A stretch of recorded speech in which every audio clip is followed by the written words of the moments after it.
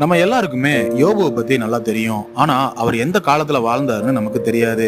அது நம்ம வேதாகமத்துல தெளிவா கொடுக்கப்படல. யோபுவோட சரித்திரத்தை படிக்கும்போது யோபுவுக்கும் தேவனுக்கும் இருந்த உறவை நம்மளால புரிஞ்சுக்க முடியும். ஆனா யோபுவை பத்தி நம்ம நிறைய படிச்சோம்னா நமக்குள்ள ஒரு விதமான பயம் வந்துடும். அதனாலயே நாம பெரும்பாலும் யோபுவை பத்தி பெருசா ஆராய்ச்சி பண்றது இல்ல. நோவா தேவனோட சஞ்சரிக்கும் போது தன் மகன்கள்ல சேமுக்கும் தேவனுக்கும் நல்ல உறவு இருந்துச்சு. இத ஆதியாகமம் 9:26 நம்ம தெரிஞ்சுக்க முடியும். அதுல என்ன போட்டிருக்குன்னா, சேமுடைய தேவனாகிய கர்த்தருக்கு சோஸ்திரம் உண்டாவதாக அப்படின்னு நோவா சொல்றதை வச்சு நம்ம புரிஞ்சுக்கலாம். சேமின் வம்சத்துல வந்தவங்க தேவனை அறிஞ்சவங்களாகவும் தேவனுக்கு கீழ்ப்பிடிஞ்சும் நடந்தாங்க. இதை நாம சேமின் வம்சத்தில் வந்த ஆபிரகாம் மூலமா தெரிஞ்சுக்கலாம். சேமின் குமாரனாகிய அசூர் மூலமாகவும் நம்ம தெரிஞ்சுக்கலாம். அசூர் கட்டிய நினிவே பாவத்தால அழிய போகும்போது யோனா தேவனுடைய நியாய தீர்ப்பை பத்தி நினிவே மக்களுக்கு சொன்ன உடனே அவங்க அனைவருமே தேவனுக்கு முன்பாக தங்களை தாழ்த்திக்கிட்டாங்க. இப்போ யோபு யாருடைய மகன் அப்படின்னு பார்க்கலாம்.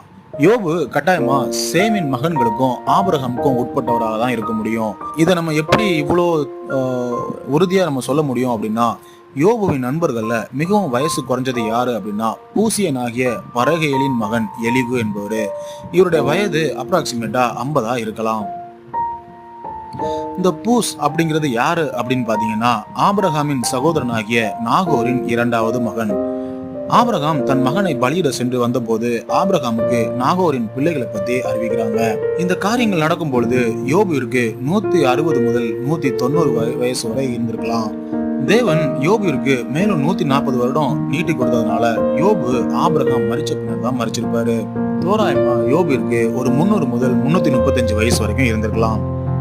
இதை அடிப்படையாக கொண்டு நம்ம கணக்கிடும் போது யோபு பேலேகின் மகனாகிய ரெகுவிற்கோ அல்லது அவருடைய மகனாகிய செருகுவிற்கோ மகனாக பிறந்திருக்க வேண்டும். கடைசியாக இப்போ நம்ம யோபுவோட வயசு என்ன இருக்கும்ங்கிறத நம்ம அப்ராக்சிமேட்டா பார்த்துருக்கோம். இருந்தாலும் கடைசியா நம்ம யோபு பத்தி சொல்ல வேண்டிய விஷயம் என்ன அப்படின்னா, யோபு சொல்றாரு, தேவன் என்னை கொன்று போட்டாலும் அவர் மேல் நம்பிக்கையா இருப்பேன் அப்படின்னு சொல்றாரு. இறுதியில அக்கினியில புடமிடப்பட்ட பொன்னை போல சுத்திகரிக்கப்பட்டு வெளியே வராரு. வெளியே வந்து தேவனுடைய நாமத்தை மகிமைப்படுத்துறாரு.